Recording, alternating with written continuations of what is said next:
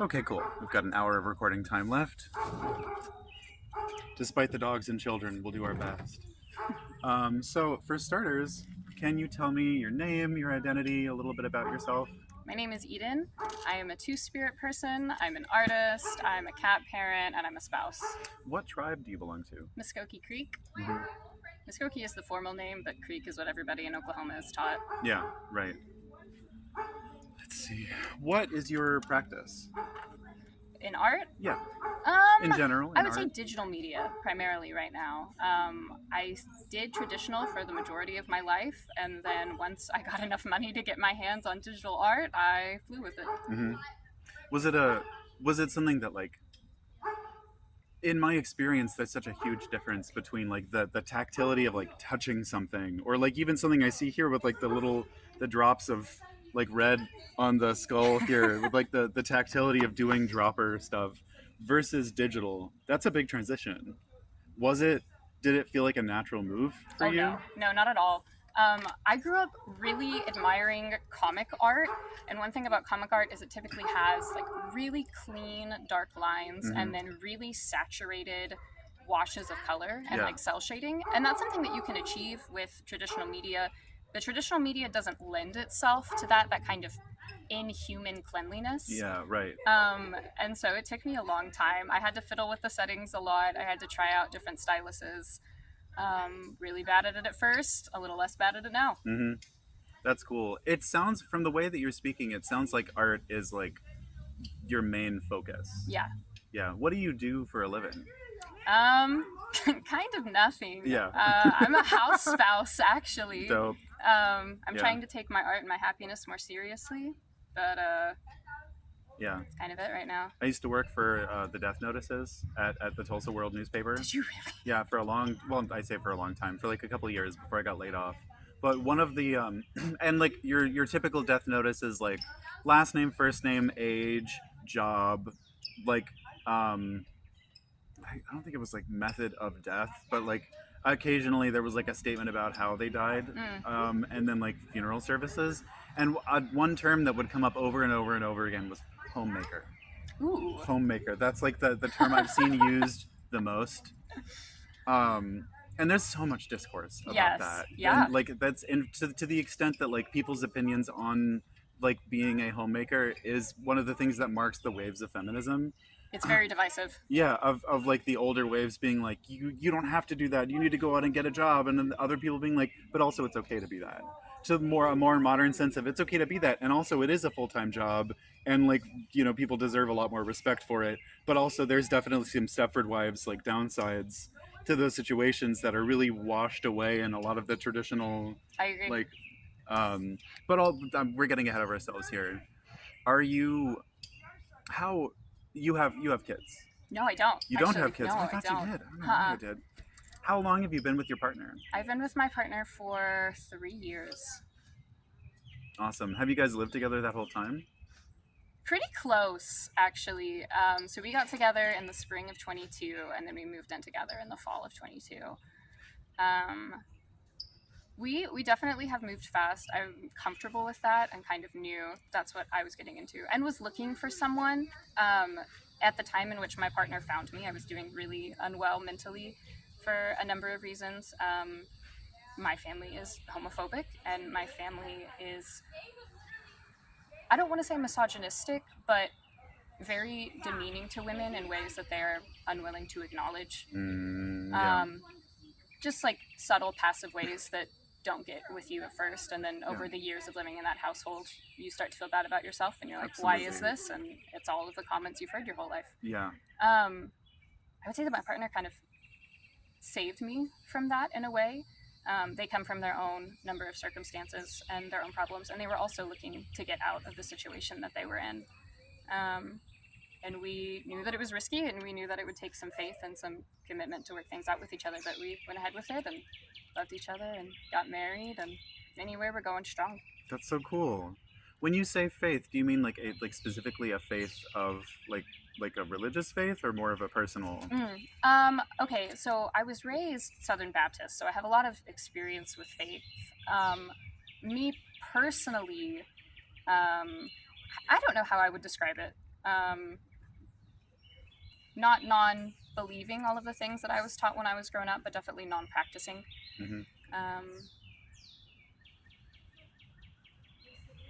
I wouldn't quite say agnostic, but I would say that I don't like to think about it because of all of the trauma that I Yeah, lived right. through. It's like your Facebook status would be it's complicated with Yeah. God. Yeah. Yeah. Right. How would you say that you're like so it sounds like there's like kind of a triangular relationship between like your queerness and your art and your spirituality as a person. Yeah, absolutely. Um, I would almost say that art is kind of my way to navigate the different aspects of my personality and my upbringing.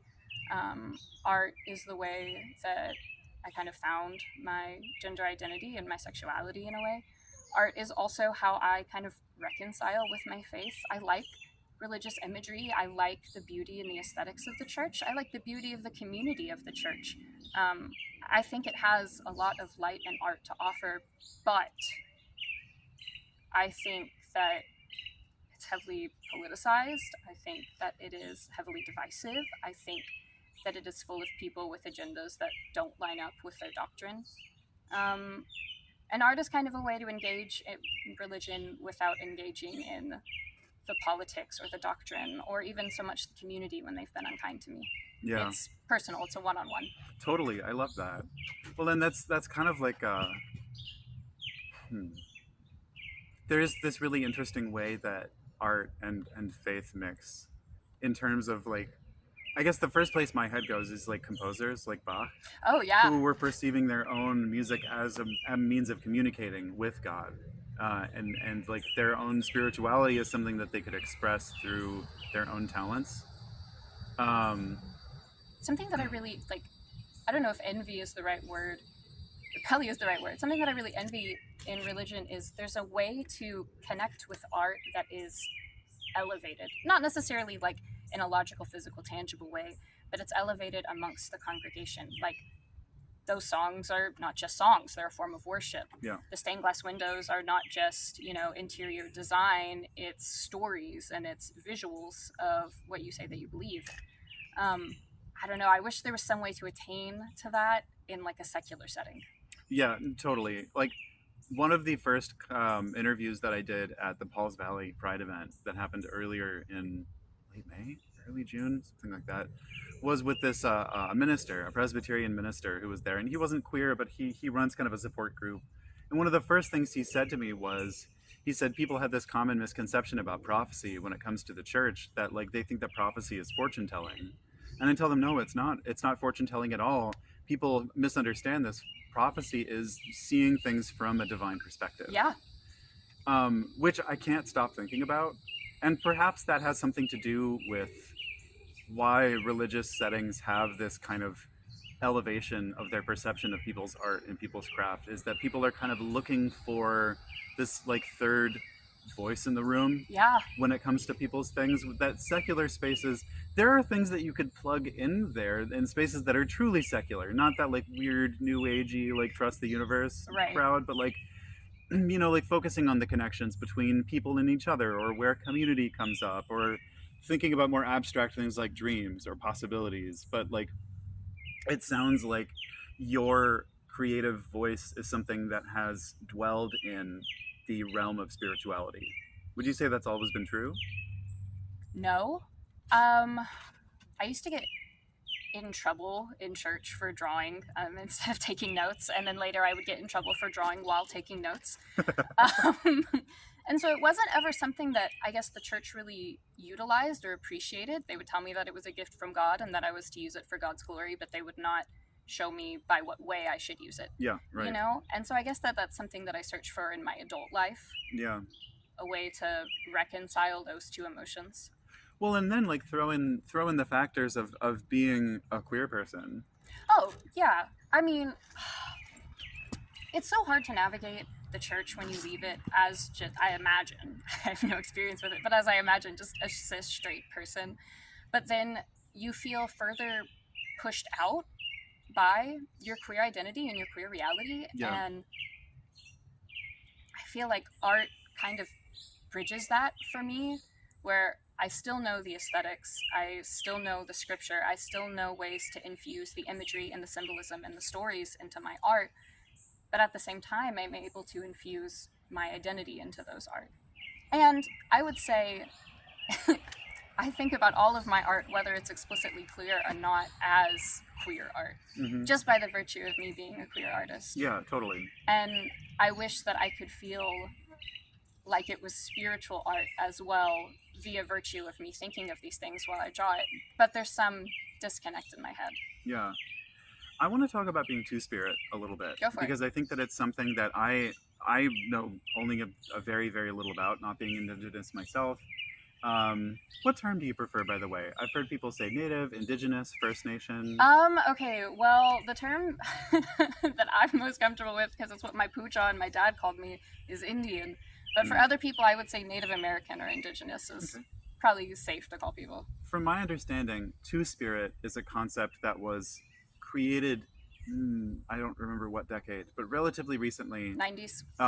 To encapsulate a newer movement of Indigenous queerness that was trying to rekindle much older concepts of queerness and like being outside of a more like Western capital W concept of like the gender binary and like the sexuality binary that was existent in some tribal cultures, but not all of them. Is that fairly accurate? That is the best baseline information that I've ever heard from anyone. I'm not kidding. Everybody says, like, I'm not really quite sure what that means, but I have an idea. That was the best idea. You almost completely nailed that. Hell so yeah. yes, it was coined in the 90s by a Cree woman who wanted to replace a Canadian term that was being used for Indigenous people who had been studied that had gender nonconforming traits. And when we say gender nonconforming traits here, we mean things like doing different roles than what was normal, and other things like just sexuality, homosexuality, bisexuality. Yeah. Deviating from heterosexuality was seen as gender nonconforming. Now, that was from the view set of Canadian anthropologists. Obviously, there are different not congregations, there are different separations amongst each tribe. Of course. Yeah. But they were all being labeled this one thing. And so, yes, this woman decided, I don't want to be called that anymore. That's basically a slur for us. And we're being called that here in the US, not just in Canada, with the First Nations people. And so she came up with two-spirit, and it was debated because it's a pan-Indian term or intertribal, whatever you would like to call it. It just means that anybody who is of a tribe can use the term. And that's kind of met with a lot of hesitation amongst the tribes because they are all different. They are all unique. And in American history, they've just kind of got this blanket slate of, okay, you guys are all Indian. You guys all have the same culture. But these weren't people that were all living in harmony all the time. These were people that had wars. These were people that had never heard of each other because they lived in opposite sides of the country. But we were already being called something. You know, we were already being lumped in under this term. Why not embrace a term that we created, that's for us, that is our own? And so when she said this, she said it as anybody that would be LGBT at the time, was the acronym, and was Native, could call themselves two-spirit if they so felt. Yeah. Over time, that kind of became an idea of two-spirit is a specific third or fourth gender within Native American tribes, and this is the English word for it. That is untrue. There's also, because of the two at the beginning of the word, people think, okay, well, it's something like bigender or gender fluid, where you are both of those. And there are a lot of people, like me personally, I would say that I embody both masculine and feminine identity, and I feel as both a man and a woman at all times. But that's not true for all two-spirit people. Yeah. Before I came out, I spoke to a long time with a two-spirit guy from my tribe who considers himself two-spirit trans-masc. He considers himself two-spirit, but he considers himself only masculine. So it varies by person. Yeah. And so you do kind of have to ask for clarification depending on the person that you're talking to. But just as a general baseline, an Indigenous person that is LGBT, or an Indigenous person that exists outside of the male-female binary. How does the Muskogee Creek Nation acknowledge the existence of two-spirit people? They do, actually. I was able to talk to a two-spirit elder before I came out through the two-spirit trans-masc. Oh, that's awesome. Yes, that's cool. his aunt considers herself two-spirit trans-feminine. and she spoke to me about what it means. To Creeks, Two-Spirit people are artists and they are healers. There is a way to engage with that identity within the tribe that is spiritual and that is ritual. I have not done that at this time. Kind of a multitude of reasons, mostly just being death in my family. Um, Plus, your sometimes relationship with your family isn't very good, like you no, said, right? it's not. No, and that's part of it too. Is once you start working with the tribe and getting more involved with the tribe, then the cousins of your dad start being like, "Oh, hey, I've seen so and so around. Did you Right. know that they're with the gender questioning group at the Indian clinic?" And it's like, please don't tell him that. They know, kind of. They pretend they don't know. I see. So there's a lot of like, do you feel like, do you feel compelled? What's the right way to ask this?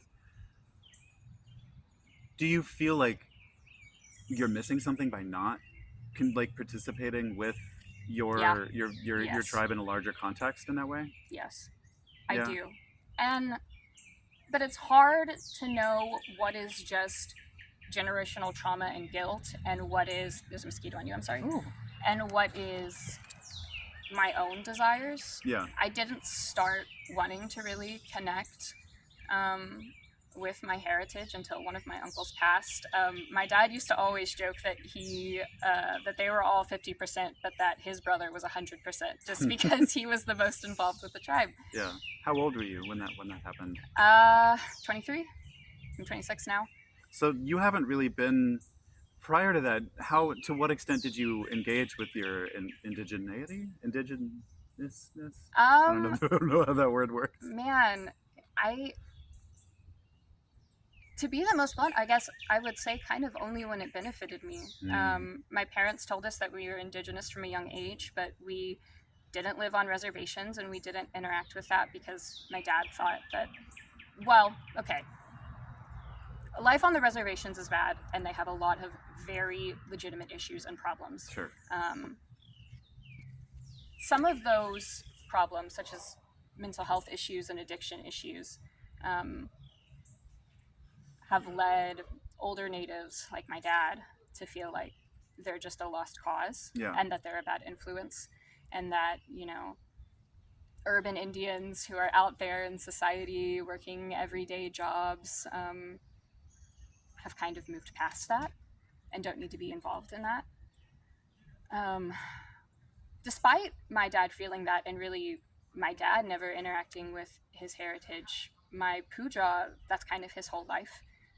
He is a pastor at an indigenous-only church. He has pastored at indigenous churches his whole life. And is that a grandparent? That's not oh yes, I'm so sorry. Puja is grandpa. Oh, okay, cool. Creek.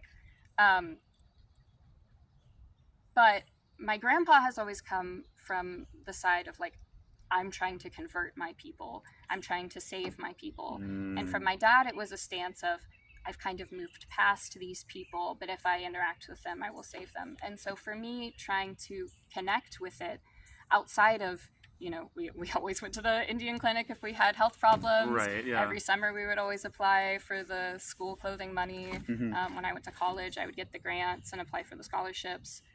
But we didn't talk about our stories. We didn't show our photos. Granted, there's not a lot of them. That's the case for, I would imagine, a lot of indigenous families. But it's hard connecting with that, I guess, as somebody who's only a quarter, because you feel like, well, my dad didn't feel it's important to connect, and I'm even less than he was. Yeah. What right do I have? Yes. It feels like I'm prematurely severed from the side of myself.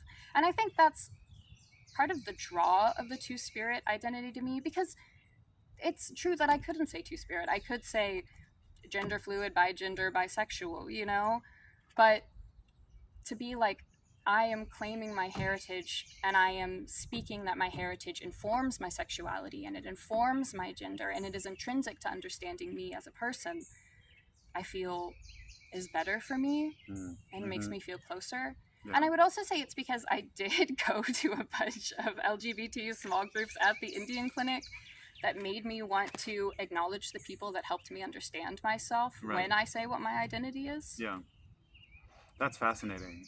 Because like going into this, I was because I the very small amount of research I've done about being Two Spirit had to do with the very beginning of this project and trying to just like try to track down ways of interacting with smaller artists. And for a little while, I was looking into Two Spirit stuff in Oklahoma before I was like, well, one, a lot of these niches have been filled by other people, and also two, I I don't know enough about this. I don't want to Right. jump into this without like I don't want to jump into this as an outsider. But I also learned like there's a lot of Indian nations that have not acknowledged Two Spirit people at all. No. And there's, I would say, I feel like the Creeks do because the Indian clinic specifically did, but Muskogee, like my dad, does not. Muskogee, like my Pujat, does not. My cousins do. But there's a lot of traditional culture, I shouldn't speak for all tribes, but amongst Oklahoman tribes. And a lot of that traditional culture is staunchly against things that are not heteronormative. Yeah, right.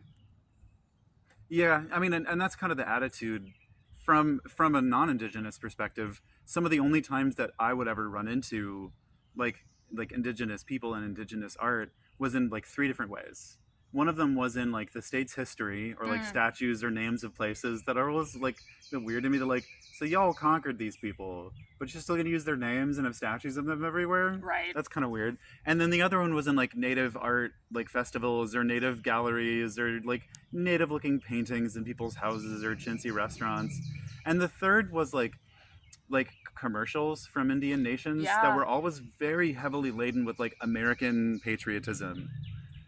And those were the three main ways that I started that I would like see them as like a young person in Oklahoma before I kind of came into adulthood and started intentionally seeking more things out. And I find the intersection between that and art and queerness so important and so specific.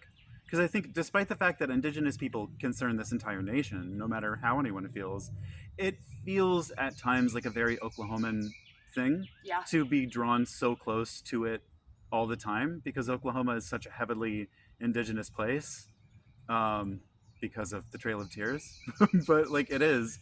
And so it's much more normal, for example, here to drive around and see people with all sorts of different nation plates. I feel like someone who lives on the other end of the country or one of the coasts would come here and for a little bit be kind of puzzled and be like, wait, what is this? What's happening? Um, and in terms of your art, thinking about like the religion and like still having a relationship with God, but also knowing that like it doesn't fit the relationship that you were raised to have with God, and also your queerness and how that ties in with your identity as an indigenous person, and even deeper with the fact that like culturally you feel at once cut off from your indigenous identity, but you still are indigenous and it's still a part of you no matter what.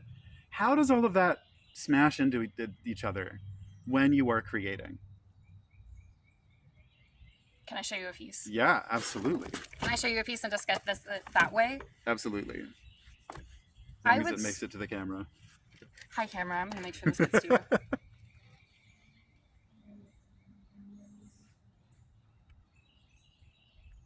For me, I would say spirituality is found in my art in symbolism. Um, it's found in lines and it's found in mood. I would say my indigenous identity is found in this art. Um, Kind of most obviously, it's what is the focal point. It is what the eye is most drawn to in this piece.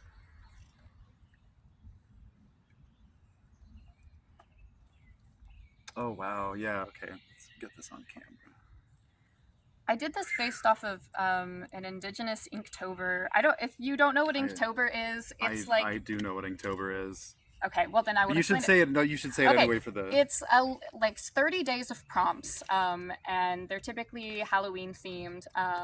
But people will do indigenous ones, and there'll be words, and you will just pick a word and then draw what you think visualizes that. The word for this was divine. Oh yeah.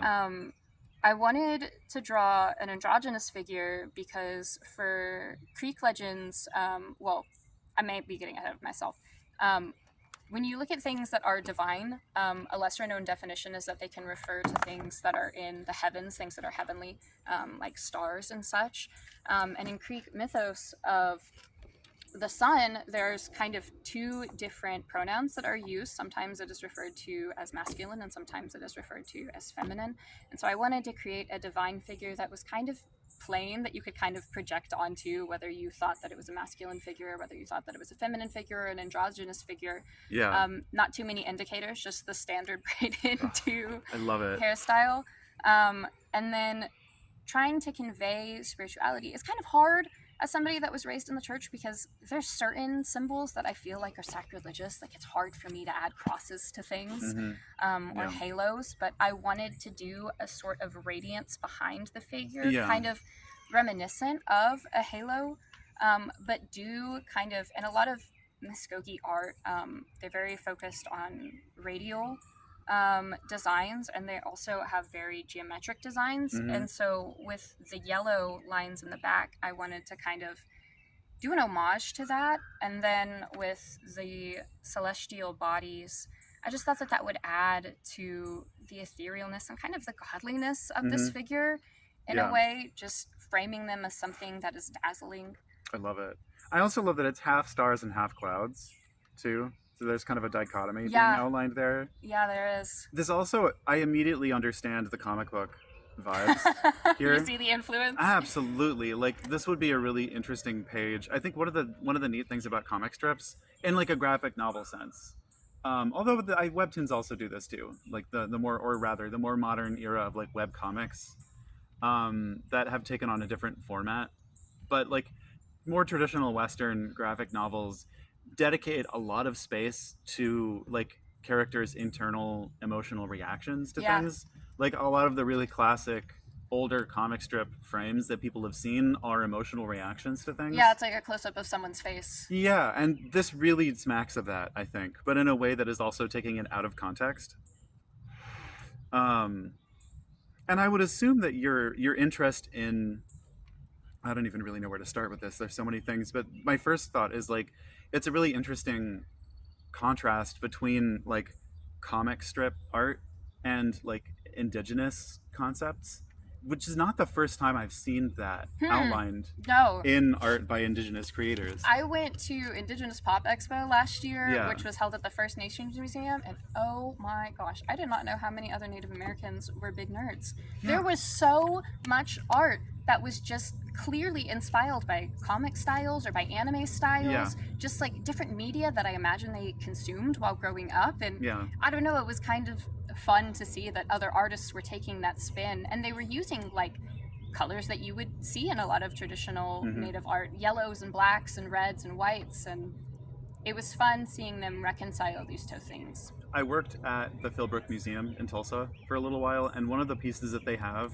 someone had made, I don't know if they had made a fake comic strip or if it was the cover to a comic strip of like, I forget what the name of the hero was, if it was like Indigenous Man or like Indian Man or like something like that. But it was a strip of like a native themed superhero in like a DC Marvel comic book style, fighting off like a Spanish invader. Am I allowed to cuss on this? Huh? Am I allowed to cuss on this? Fuck yeah. Fuck yeah. Right. Or people taking like pop art references and making a more modern like war helmet out of like a construction worker hat or things like that. I think that it's so interesting to see how those worlds collide.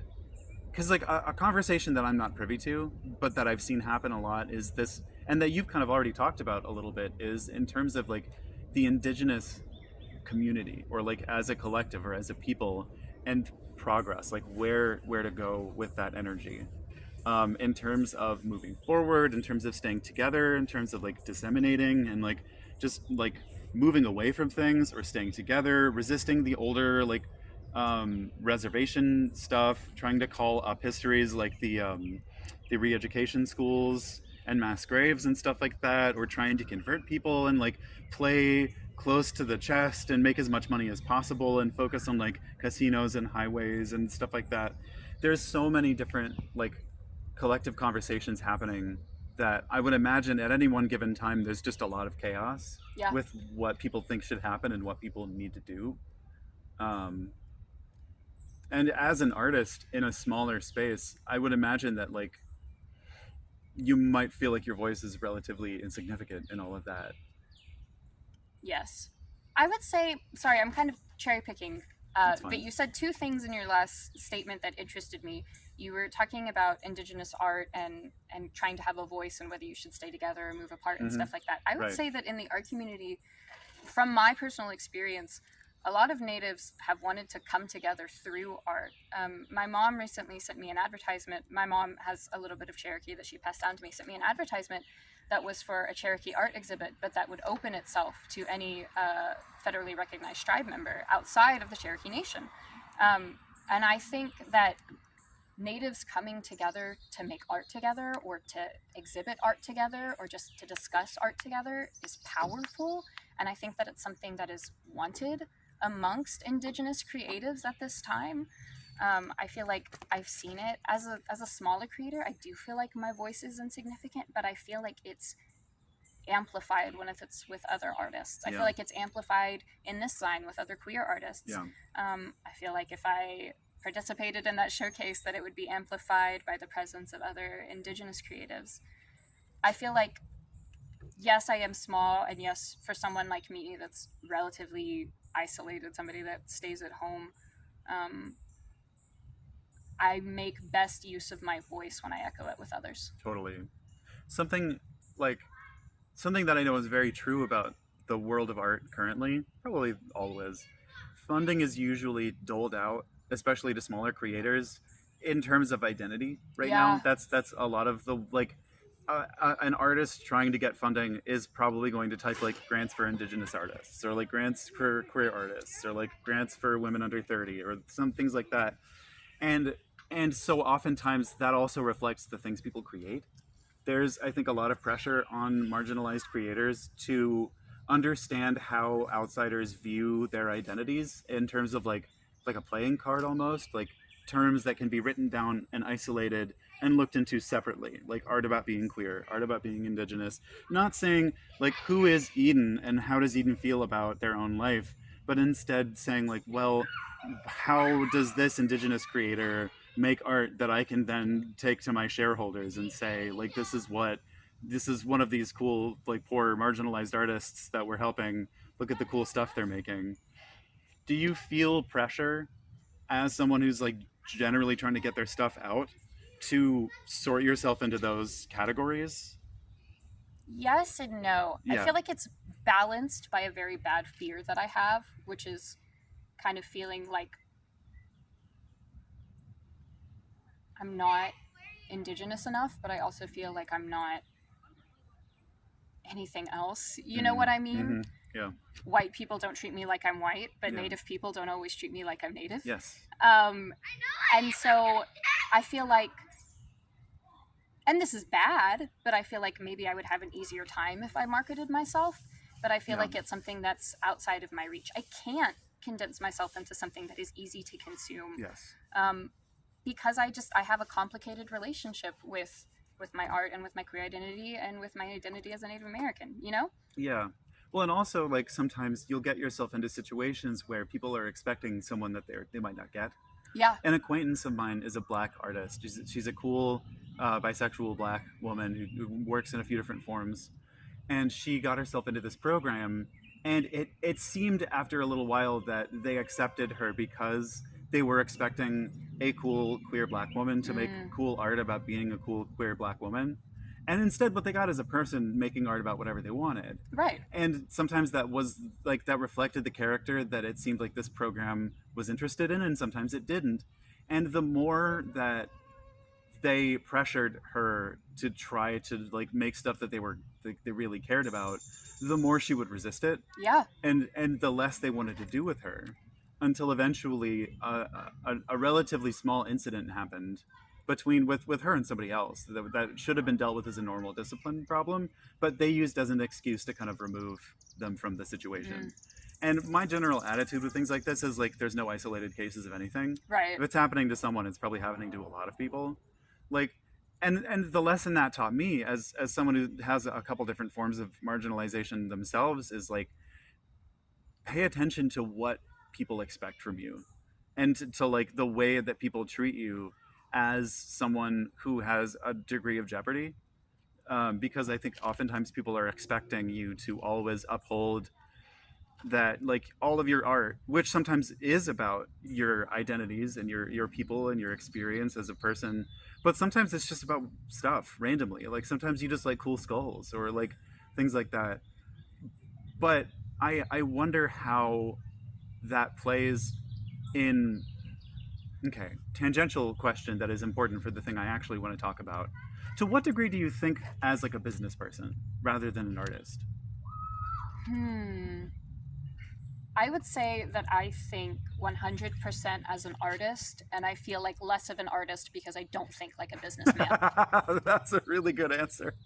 Right. Because today, more than ever, like, there's, it's, when you're in a place like Oklahoma, you're not going to find like an agent to No. represent you, Mm-mm. which means you got to market yourself, which means you need to know what to say about yourself in terms of stories and to have like a blurb like Eden is a this and that who works with this and that and does this and that thing and their focus is so on and so forth.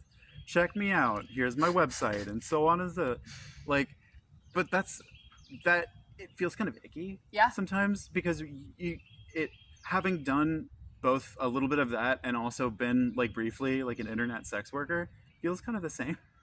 They don't feel that different in terms of having to like market yourself as something, You're trying to fit into some sort of genre so that the other person will get pleasure. Yeah. or even more trying to look at yourself from an outside perspective and say what do they see when they look at me and how do I make them want me.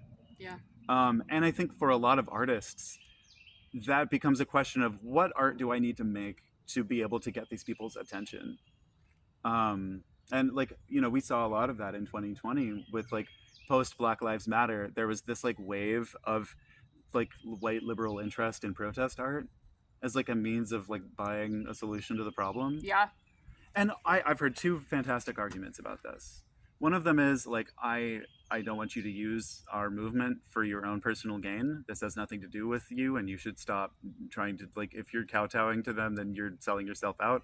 But I've also heard people say, look, if I'm going to get like some white woman's money to make some bullshit about being traumatized, then I get the money and I can do whatever I want with it. Yeah. I've heard both answers, and I don't have an opinion. I think they're both valid. It just depends on how you feel.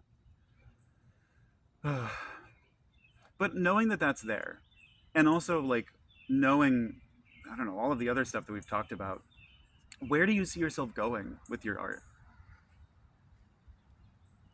I feel like continuing to use it to make me happy, Mm-hmm. continuing to use it meditatively, um, continuing to use it as a source of hope in my life. Mm-hmm. But something that you said at the beginning of the process for the sign that really stuck with me was if you don't tell your story, who will? Yeah. And I feel like part of telling my story is just creating the things that I want to create. Yes. And so I think for me, maybe it'll be unsuccessful, but choosing a road of I'm going to produce the work that makes me happy, and if it's picked up, Mm-hmm. it's picked up, and if it's not, it's not. And I think that's a very privileged thing to say for someone like me who relies on my spouse's income. I can take that stance Yeah. of if I'm going to get somewhere, I'm going to do it through my own means, the way that I want. Somebody else who is just trying to make a name for themselves, is trying to pay rent, who does art as a living, who's trying to make connections, I feel like you can steal that cash. Yeah. Absolutely. In a system that is against you, I feel like you can cheat it to your advantage. Totally. If you have, you know, the time and the resources and the safety and the willpower to say, no, I'm just going to produce art that I think is ethical, Yeah. then I say more power to you. That's a really good point, and like that goes all the way back to like classical artists, like Mozart, as is often like you could there's a dichotomy between.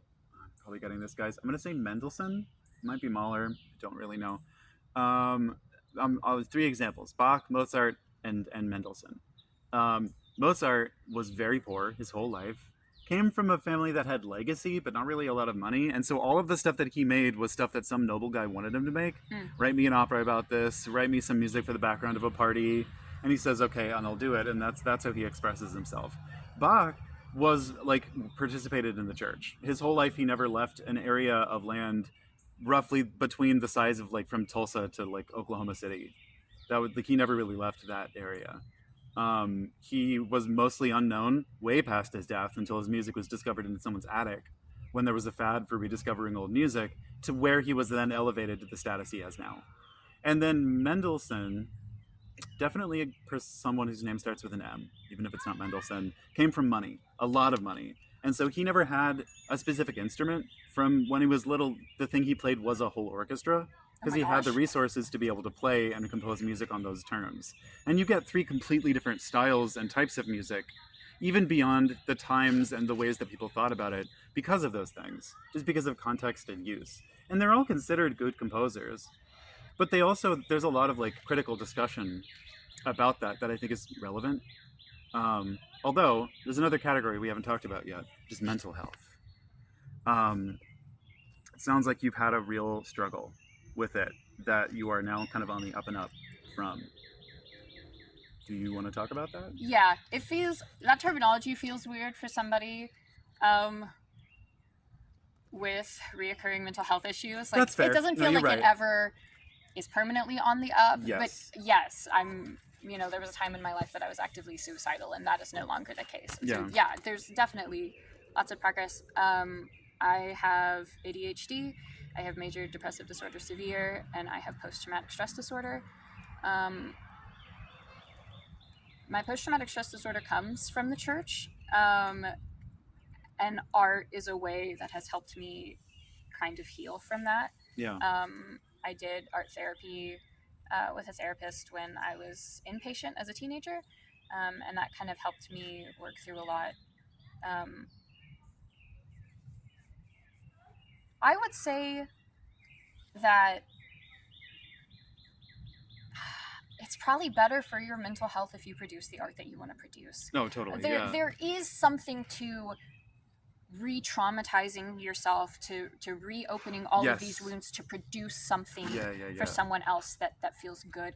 I love visceral art. I love art that is gut-wrenching and that is emotional, but it needs to be gut-wrenching and emotional in a cathartic way, and you getting it out there. Totally. It shouldn't be something that actively harms you. Yeah. No, I 100% agree. And also, you're dead on with the thing about it being cyclical. There really is no cure for a mental health situation. It's something that will always come back. And I find it really fascinating that you've spent time with inpatient, because I actually know a lot of people who have ended up in inpatient situations.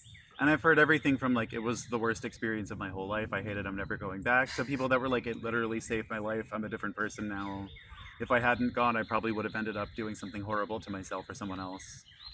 Can I ask you more about going inpatient? Yeah. What caused you to need to go inpatient? I told a woman at my church that I was going to kill myself. I did not think that she was taking me seriously, just based on my tone and what our conversation was before I said that. Did you mean it? I did mean it, but I didn't think that she could tell. And she could. Yeah. And she went home to my parents that night.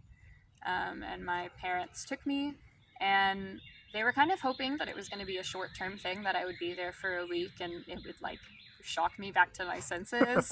Right. And then I would, be scared straight. But I was there for 8 months. Wow, that's a long time. Well, I was there for about 7 months the first time, and then I was out for a month, and then I relapsed and went back in for another month. The whole time, was it kind of dealing with that like depression and like the trauma that you were dealing with? It was really dealing with my PTSD without me wanting to acknowledge that it was my PTSD. Sure, I thought that I was just bored of life, and that just my apathy was driving me to kill myself. And it was because I had repressed childhood sexual abuse that I didn't want to talk about and I didn't want to think about. And eventually through therapy that came out, and then it kind of, the approach they were taking with me shifted. That's fascinating. We do this. It must have... Yes. Okay. So we're talking about going inpatient. And I thought that I don't want to lose this. I said 7 months is a super long time to be inpatient. Did it feel more like a prison or less than a prison? And you said, incredibly, it felt less like a prison because it was less like a prison than my own home life between like church and home. And school, I went to a private school that was Christian, Right. and I would say my worst experiences, aside from being assaulted, it's crazy that I would almost rank this as higher than that, but my worst experiences with, in quotations, the church and in quotations, Christianity came from going to that school. Yeah. Well, I mean, I this is perhaps a wild claim to make, but like, I feel like there's a certain way that like private religious education is very good at preventing people from being able to dissociate. Yeah. That like an assault situation is a time when you might realize that dissociation is like a defense mechanism. It's an important thing to be able to do when there's something happening that's outside of your control. And it can span. I have a dissociative disorder, which is why I know so much about it. But it can span from like watching TV at the end of the day. That's dissociating, even if it's not unhealthy. It's just you're not living in your own reality. You're watching a TV. You're in Game of Thrones or whatever the hell. But at the same time, like school that's especially religious is designed, I think, to look for those kids whose eyes are kind of glazed over and to like force them to come back out of it and to like focus on it. Yeah, I would get in trouble for that. Yeah. Right. I had a speaking of them not letting you dissociate, when I have panic attacks, I have flashbacks. Yeah, right. And there was one time that I had a panic attack in the class, and I still retain a lot of my hearing. It's just my visuals are bad. And my teacher at the time came up to me and came over to my ear and started yelling at me to knock it off and to stop it. Oh my God, And that's terrifying. Thinking about what you just said of, they prevent the disassociation. They were trying to even prevent the flashback just because it was, not because they cared about my mental health, but Right. because it was a disruption. Well, and they don't see it from that perspective at all, even. Like, Oh, no, they didn't. They saw it as one of three categories. I was demon possessed, I was seeking attention, or I was on the verge of a breakthrough. And I was never on the verge of a breakthrough. Those are three very different things. God damn. Well, they would see you Wow. struggling and they would be like, oh, this is a perfect opportunity to tell you about Jesus. Oh my God. And I'd be like, oh, I know him. Yeah, I'm well aware. My dad's a big fan of this guy.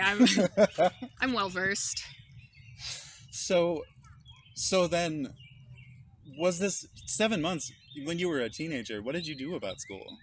I was at CRC in Norman, and CRC has a schooling program for you. They have a summer schooling program, and they have like teachers come in and try and get you credits for the time that you're missing. Yeah.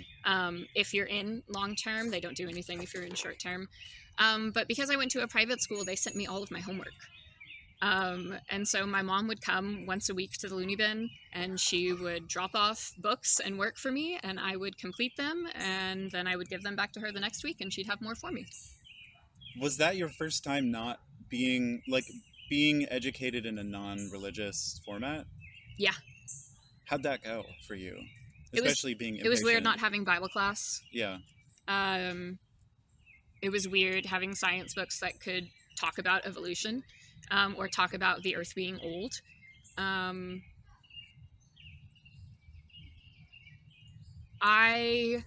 As a teenager, I feel like I looked down upon it because my mom would always feed me to look down upon public education. Right. She was giving me this private education because it was better for me, and public school was bad, and they wouldn't teach me as much, and they would harm me. And she was keeping me safe and keeping me smart by putting me in private school. Yeah. So to me, I kind of felt like it was a vacation. I'm not even sure if it really was easier. I always struggle with things like math and with Yeah. science. I'm always good at things like English and like social studies. But there was kind of a joy engaging in it because I had it before. Well, learning is fun when you're allowed to be yourself when you're doing it. Yeah. Well, and that's if I can say this, part of what made rehabilitation fun is you were allowed to be yourself. Yes. I could say that I was queer Yeah. amongst people. I could say that I was queer loudly. I could talk about liking girls. I couldn't do that at home. I definitely couldn't do that at school. That the very year that I went inpatient, a guy was expelled for being gay, like my God. 3 months prior. That's terrifying. Just saying it, by the way. He had texted it to someone, and that person had told our principal. Wow. Yeah. Damn. I feel like there's a very fascinating dichotomy here between going inpatient in a much more conservative community is probably perceived of as like to a certain degree kind of shameful. Yeah. And like being a capital V victim, and like you're someone that needs to be like taken care of, and like you, to a certain extent, like you both have more requirements on you, like you need to be more responsible, but also you can't be trusted.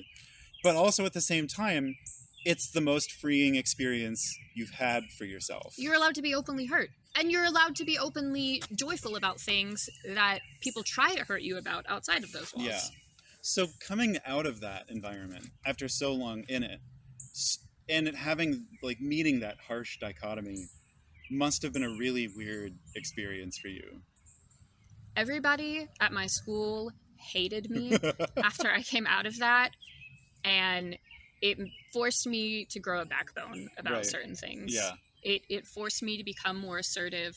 It forced me to become more brave, and it forced me to take less shit from other people. Mm-hmm. Totally. How old were you when you came out? I was 16. I went in when I was 15, and I came out when I was 16. How much more high school did you have?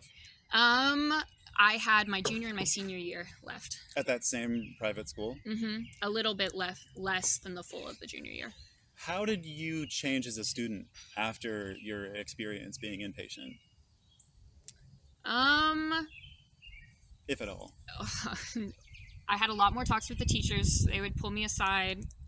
Everybody in that first week just pulled me aside to ask where I was, but then people would pull me aside later. They didn't know? I really don't know if they I didn't even didn't think about that. I really don't know if they didn't know or if they were just trying to pretend like they didn't know. People talk though. They had to have known, right? Well, but my parents were ashamed of it. Yeah. My parents were like, okay, Eden went inpatient. Now we know that they can't be saved.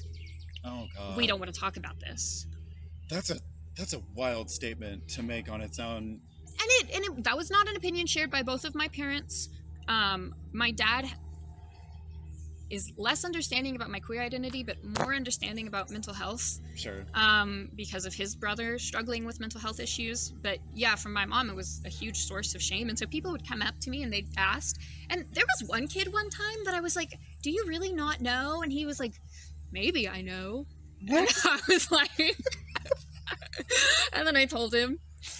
Oh, But god. I guess in terms of how people treated me, like maybe another 3 different categories, there were people that were envious of me because they had not been allowed to express pain and emotion. And there Right. was a girl at my school who had been through sexual abuse Yeah. that just, I don't know, she wished that she could be in therapy and that she could express it openly Yeah. and that she could just be sad about it, and she felt like she had to keep it in because after you become open about it, people started treating me poorly. Yeah. People started treating me like I wasn't saved. I am a sinner now. I am a sinner by virtue of me being sad. Yeah. And this is proof to everyone.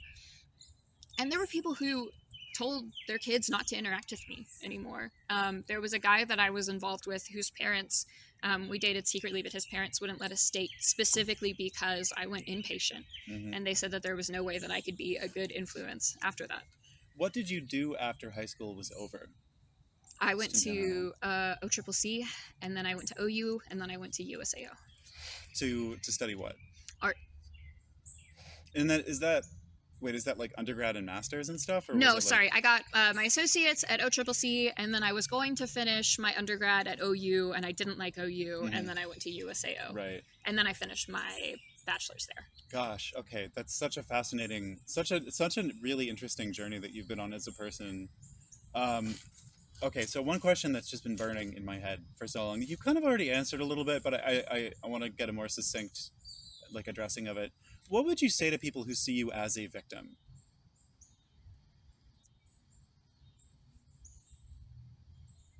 I don't know it's true, but it's not relevant. Right. I guess that is what I would say. That's not my personality. Yeah. It certainly wasn't right for me to be touched as a child. I certainly wouldn't call myself a perpetrator. But it's not something that I wear like a badge or a hat. It's not relevant to my day-to-day life. I don't tell people about my trauma openly. When I was in high school, I felt like I had to, just because everybody seemingly knew that I went inpatient or seemingly knew that I was gone for a long time and had heard the rumors from others. But now I do feel like there is a negative connotation with that word, just kind of especially specifically where I live. I feel like the men of Norman are against this caricature of an artist that's always the victim, always right, Yes, they're lazy, they have nothing to offer, they're just sadness and hurt. And I don't want to be that stereotype. And so I don't say these things because immediately I will become that caricature in their mind. Well, plus, like, right now, we're living in a time when sexual crimes against children are kind of used as a political currency. Yeah. Like, thinking of the children as something that's, like, elicited in all kinds of circumstances, from, like, laws about taxes to whether or not we have the death penalty in foreign wars. Like, so there's this kind of... And what that does in terms of societal pressure from, like, people being propagandized for so long, that there's this pressure on people who have suffered from these crimes to be perceived of as this kind of constant victim who will never be able to move past it, or is someone for whom so many people are constantly speaking for. My partner, who you've met, Chris, is someone who also went through some really intense experiences in his childhood and had a lot of people telling him in the immediate aftermath of that what he needed to feel or how he needed to be, or presuming that, like, oh, you must be so glad that all these people are out of your life now and it's all uphill from here, and, like, you must be so devastated. Just presuming all of these facts about him, and even now assigning all of these qualities to them as soon as they find out, to the extent that when he starts work with a new therapist, he intentionally does not tell them about it, because he says to me, the moment I tell them, everything we talk about is instantly going to become about what happened to me when I was a kid. Right. And I just want to talk about what's happening now. I don't want to constantly be tying everything back to this thing that I just want to move past. I just want to let it be a part of me, and it's just like any other part of me. God, that's so fascinating. All of these different parts of you coming out. Here's a more innocuous question, because we're kind of slowing things down here. Have you ever thought about just making comics? Yes. I think I lack the work ethic. I have the creativity, I have the ideas, but consistently, like, you get up, you make a page that day, or you do the storyboard for it that day, and then keeping at it until it's complete. I haven't met a comic artist who has not, like, broken their hand at some point. Also, the pressure... I've broken fingers, I guess. Okay. I could get into it. Yeah.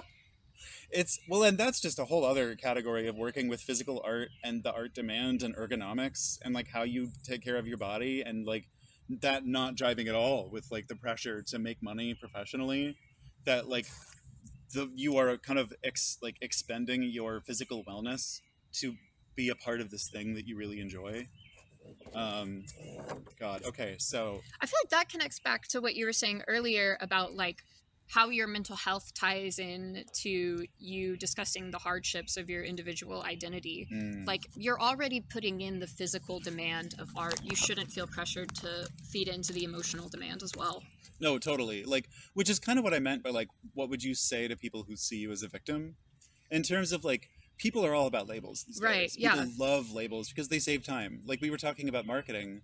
The main way that people interact with each other in the world of social media, where we have been reduced to a series of hashtags and parasocial relationships, I feel like the thing that a lot of people will do, especially in, like, hobnobbing, like places where people are, like, bumping elbows and making connections and stuff, is think of you as, like, oh, Eden, okay, like, hashtag Indigenous, hashtag Two-Spirit, hashtag PTSD, right? Like, hashtag victim, and all of these things. But at the same time, like, the pressure to deal with that, but also maintain your own practice as an artist, is kind of its own duality. Yeah.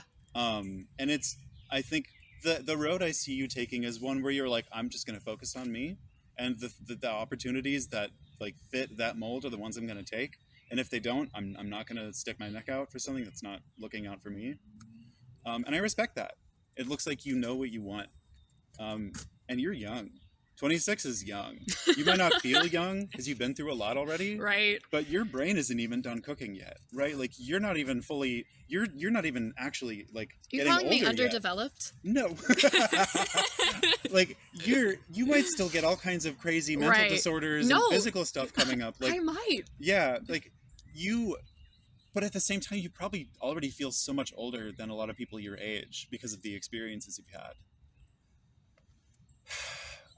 So something I've been asking everybody is like, if you could change one thing about or anything about the queer community that you've experienced personally, what would you change if you're playing like Sim City with the queer community? I've never said this before, and I don't think I maybe would have said this if it hadn't been the conversation that we had had leading up to this. But I would like to talk about predators more in the community. Yeah. My childhood sexual abuse was done by a woman, and I feel like we don't want to talk about those stories because, of course, bigots are going to weaponize whatever you say and twist your words to be against you, and there's of course already allegations of, oh well, all gay people are predators and they're all bad and they're preying on you, and that's certainly not true, and we certainly don't want to push that narrative. But I do feel like there are people who are quiet about that fact because they are queer, and they don't want to be connected to the person that wronged them. Yes. And definitely. so I feel like allowing those people to tell their stories without it being indicative of queerness as a whole or being indicative of sexuality, you know? Definitely. Like and when people do talk about it, because these are conversations people avoid, I think the first thing that people will do is kind of turn it into a witch hunt, where like talking about predators becomes like we need to expel all of the people that could be perceived of as dangerous to have our perfect safe space once the bad people are gone. When in reality, like a conversation could mean like, how do you prove to me that you're not going to do this anymore? Like there's all sorts of ways to engage in those conversations, but when you don't talk about it, when it comes up, it becomes this huge fucking deal that like comes out of nowhere. Or everyone's silent Yeah, absolutely. because it makes them uncomfortable. Especially when like, for every single person that's actually been convicted of some kind of like weird sex pest behavior, there's like 5 people that are still getting away with it because it doesn't fit the mold of what people perceive of as dangerous. Yes. Yeah. So what's one thing that you've like in your experiences with isolation as a person, what's one coping skill that's really benefited you? Making art. I feel like everybody has probably said that, but drawing the people that I want to become, the people that I would like to be friends with, the people that I would like to be loved by, has made me feel less lonely. Awesome. Let's see. I can't really think of anything else. Do you have any other thoughts you want to share? No, not at the moment. I'm really happy for this opportunity. It's been really fun for me. It's been kind of everything that I thought it was and nothing that I thought it would be at the same time. I'm really grateful for this space that embraces, my identity without making me market it. Mm-hmm. Definitely. Like, I would rather we have a really crazy, messy zine that doesn't make any sense, and that like it's full of weird like opposing viewpoints and like obvious fighting about like what layout should be and stuff like that. I'd rather have that than like a nice clean cut, picture perfect, like easy to market thing. Something I've learned from studying history is that like with any marginalized group, there's usually a conversation where there's people that say we need to fit in and get these people to trust us and like us so that they'll see that we're just like them and that there's nothing to worry about. And the other people that are saying they don't care. Like you can dress like them and act like them all you want, but they're not going to see them like you. We need to do whatever the hell we want and force them to like us. And pretty much every time that's that group of people that's correct. Like conforming is never the answer, and trying to look safe or friendly or happy is never the safe option. Yeah. Whenever someone is trying to threaten you. So I'm glad that we can offer that opportunity to people to some extent. It's been so dope talking to you. You're a fascinating person, and I hope that you don't get burnt out because your stuff is important. Yeah. Enjoy being a homemaker. Thank you, Jordan. Yeah. God, all y'all are so fascinating.